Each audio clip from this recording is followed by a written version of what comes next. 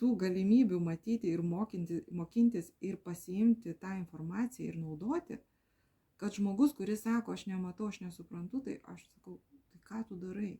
Tu imk po trupinį, rink tos trupinius, rink į tą maišą savo, kad kitais prisipildys tas maišas tiek žinių, informacijos, tu tada pajausi nesunkumą, o lengvumą, nes tai yra pamatas, ant kurio tu galėsi toliau save formuoti, transformuoti.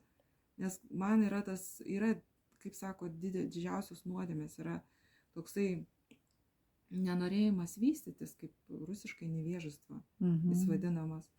Ir paskiau yra tas, kaip sakyt, negražus elgesys, kai mes lipam per galvas ir norim pasinaudoti kitų žmogumi, kaip sakyt, savo naudiniais tikslais ir visa kita. Ir trečias yra geras, kur tu žiūri, kaip visatai geriau, kaip tau geriau, kaip žmonėm geriau. Tai 3 yra būsenos, kuriomis mes manipuliuojam. Aišku, labai yra sudėtinga žemėje, kadangi 2 yra negatyvios, o 1 tik yra su pozityvu iš tų 3 energijų pagrindinių. Gūnų, jos vadinamos gūnos sanskrite ir visur kitur jos vadinamos gūnomis.